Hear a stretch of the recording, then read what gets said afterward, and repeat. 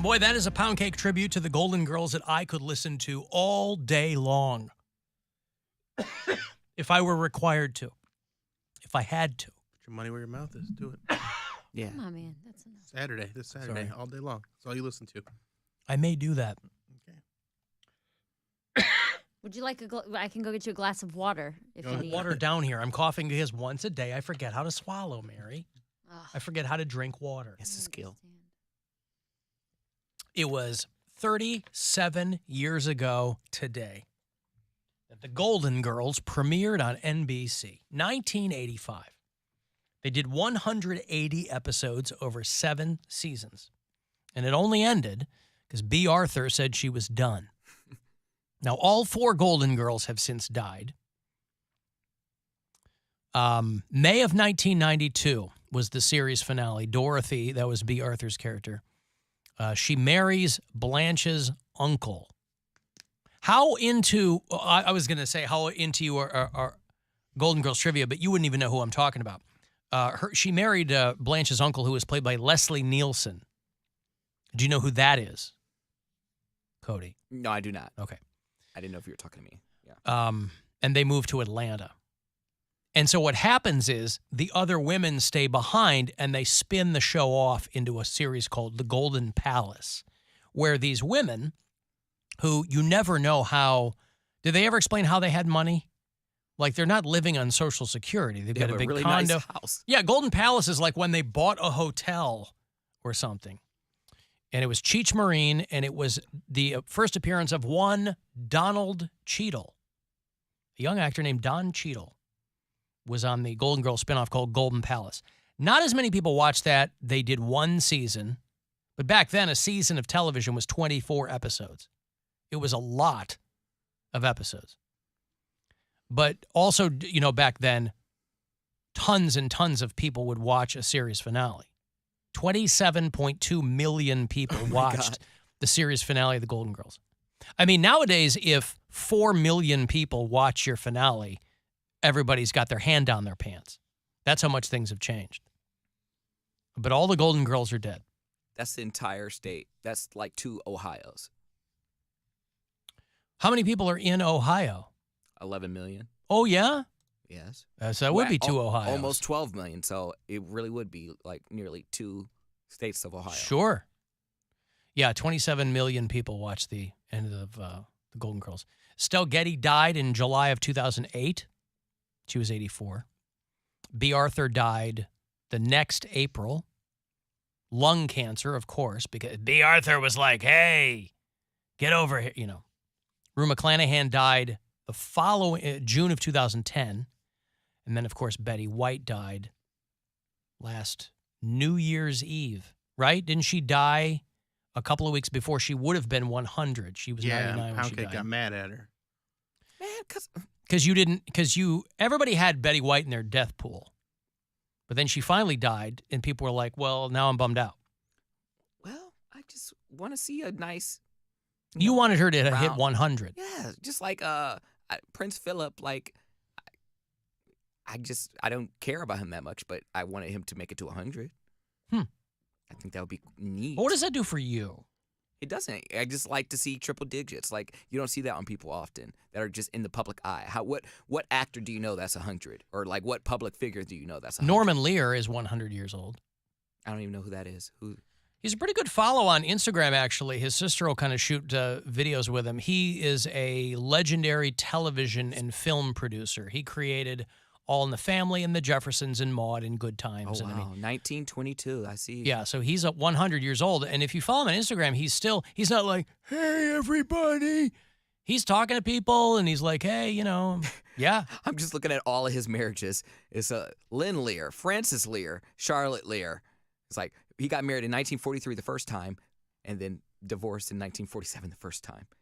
Yeah, he turned 100 this past summer. Wow. Still alive.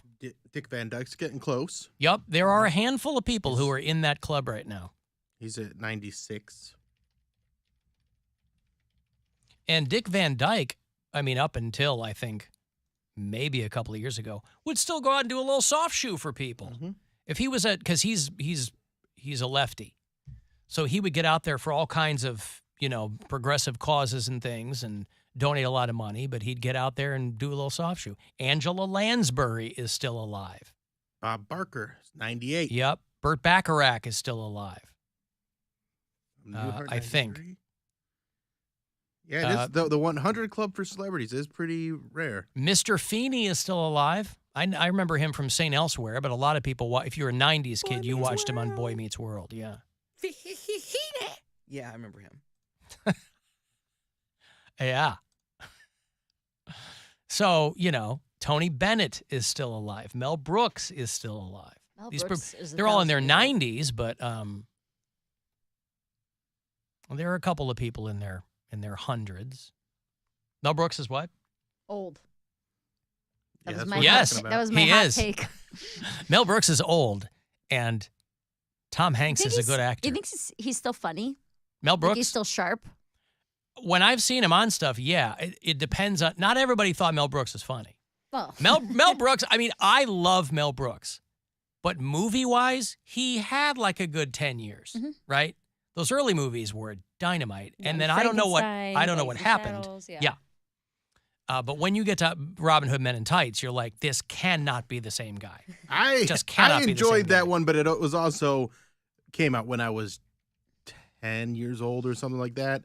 So when it was, if I were to go back and rewatch it, probably wouldn't hold up the same way. No. Because, I mean, Blazing Saddles is still one of the best comedies of all time. Right. That's how I feel about Young Frankenstein. Yeah, that one also brilliant. But those are a lot more clever.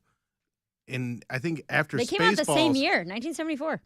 after Spaceballs, I feel like he started really leaning into like the campy, kind of slapsticky stuff. Yes. Dracula with Yeah. Leslie Nielsen, and Oh, yeah, it was yeah. a lot of things you could see Dead coming and a loving mile. it. Right, Dead and Loving It. History of the World. Love that movie too. But again, I was a kid when those were out. I was 10. I remember History of the World Part 1 was one of the first movies that I can recall being on brand new HBO all the time. They were constantly airing History of the World Part 1. And there's a line where a guy comes out, this actor named Ron Carey, who might be dead, but he was part of that Mel Brooks universe of actors for a while. And he comes out and he goes, "You are nuts. NVTS nuts." And I thought that was the funniest goddamn thing I'd ever heard at 10 years old. Because at 10, I was like, oh, that's what smart comedy is supposed to be. Duh. Even though it was whatever. But to me, I loved it. He's been Mad About You. Mel Brooks? Yeah, he was Uncle Phil Okay. for 3 seasons of Mad About You. Yeah. My first introduction to smart comedy was when I called a girl fat, and she was like, "I am PHAT, pretty hot and tempting." I was like, "Oh, okay." Well, that sounds more like acronym comedy. Very, that was very smart That was the comedy. smart comedy that was your first He experience turned- with smart comedy. She turned my insult into a compliment, and I didn't like You that. mean that was your first instance with somebody who had a witty retort. Comeback. I am pretty hot and tempting. Well, let's see if And you know she had that one in the chamber and was just waiting to use it because she knew she was fat. And she was like, okay, well, somebody's going to call me fat. Why didn't she go with an FAT acronym? Well, I think Fat Farm was Well, already a thing. yeah, but pretty hot and tempting. That's like a stock line. Oh, it is? Yeah, I've heard. She that a should have bunch of gone times, with yeah. foxy and tempting. Mhm. Because All right. he didn't mean like you're like fat cool. He meant Lil Poundcake meant, I shouldn't say Lil, you were probably in high school. You were This probably this was middle school. middle school. Okay. I want Poundcake to explain the joke that Alan just said. That was his introduction to smart humor. I want to know what Poundcake thinks why that is smart comedy. Well, he didn't say that it was. I Well, said that I okay, thought that it was well, my Why do kind you of think that intro. Alan thinks it's smart comedy? Because the V looks like a U in nuts. Is that not it? Well, you could discern that from context clues, but do you know why that was a joke? See, the trouble is he doesn't know the movie. It was set in like Roman era. Right. Yeah, no, I don't know. History of the World Part 1. That scene was set in Roman era. It covers a bunch of No, what? Oh, because is it the Roman numerals or something? Well, not numerals, but when you would see old, it's still English, but for whatever reason, to kind of stylize it in kind of an old Roman text. Yeah. You ever see a building that still has those etchings, and instead of a U, they use a V? No. Oh, you haven't? Okay. No, never. Cody, the only thing Cody knows about Romans is that he likes the noodles. And the helmets. Roman noodles. Right. So, right, because Rome, they're carving out their letters, so they were carving out a lot of straight lines. It was a hell of a lot easier to inscribe a V for a U than to make a curved line, right? Okay. So the joke was, you are nuts, NVTS nuts. And again, it's probably a pretty bad joke, but I thought it was great. I loved it. Okay. It doesn't rise to the level of pretty hot and tempting, but were you tempted at all by her, by the way? No. And also I Was was she like, actually fat? she was big boned. And And what's that mean? her bones were of a wider stature than everybody else's. A wider stature They just is what he expanded says. more. Everybody's bones about the same size. One's small, one's skinny, one's tall, one's brown, one's black, one's round, one's fat, one's. But with acronyms, I thought you leave out the small letters like and. So I was like, I wanted to be like, bitch, you did it wrong. But I had never heard that before. So I was like, whatever, I'll let it go. That's what you were going to get her on. I was like, no one says. You no called one her, uses and in an acronym. you are fat shaming a young girl, and you're going to split hairs on her acronym use.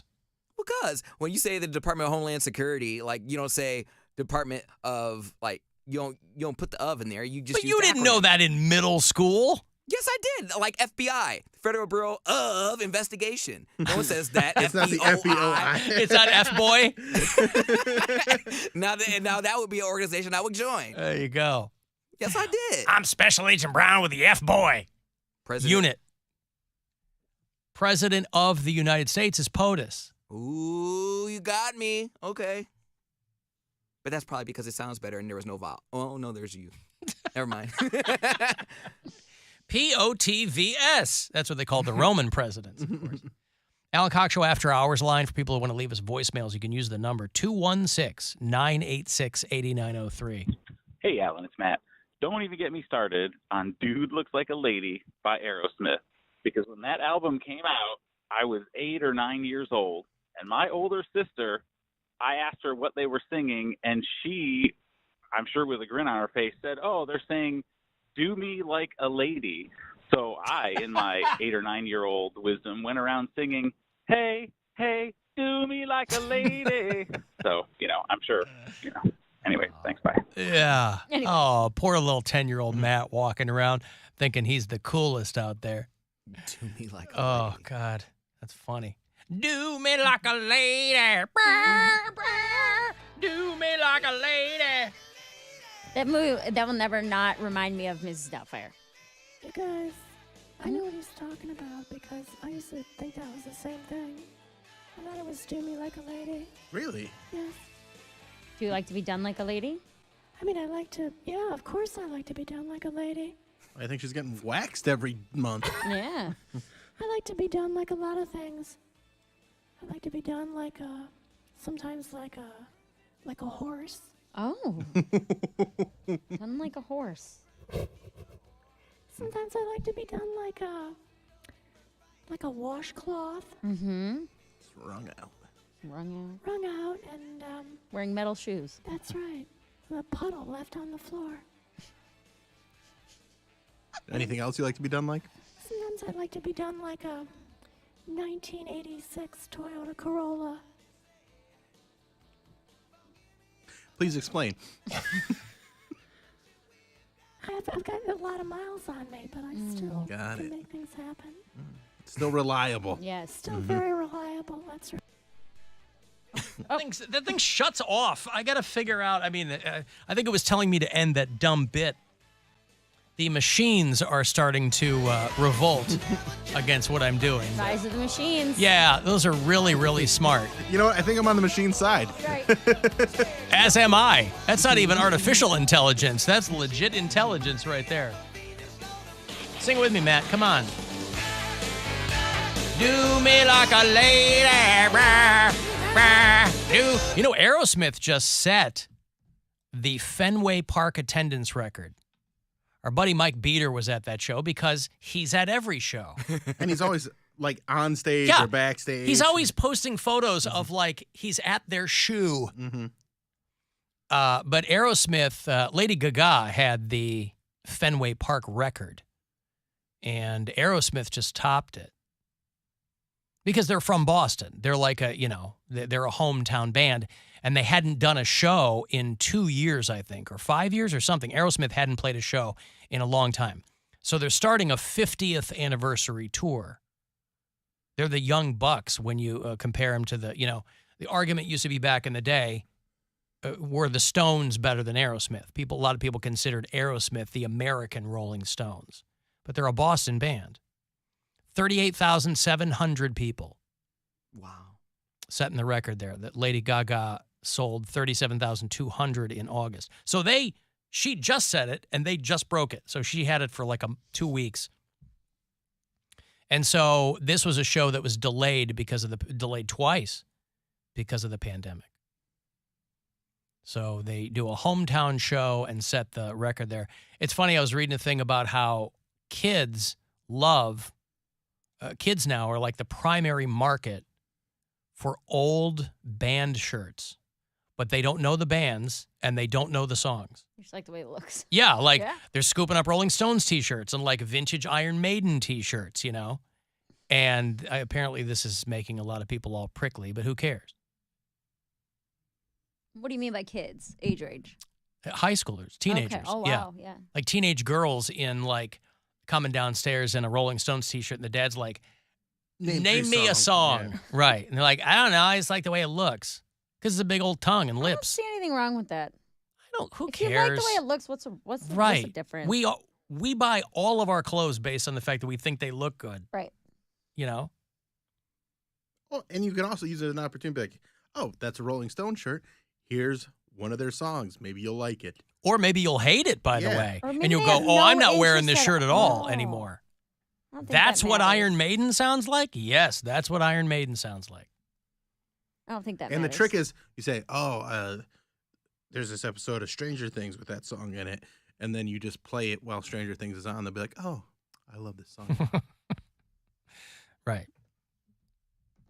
I mean, the T-shirts that friends of mine wore when we were in high school for bands were bands that they liked. Mhm.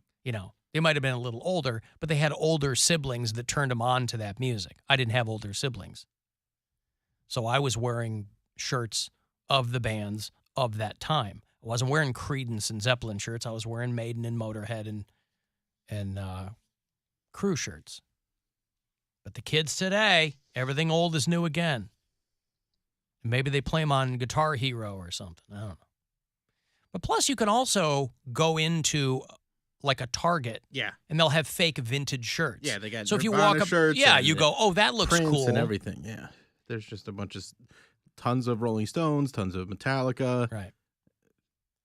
I There's don't a- blame anybody. It does have to be weird to be. I mean, when you're my age and you have grown children, where like Nirvana is their classic rock. Yeah. Pearl Jam is their classic rock. There's a trend on TikTok of girls finding vintage wet seal clothing. And Right. I'm like, oh my God. I had so many to-be dresses and like rouged halters. Right. And I was like, vintage wet seal. 25 years is all it takes, That's I think. so I think long. 25 I mean, years is the demarcation line for crazy. vintage. Yeah.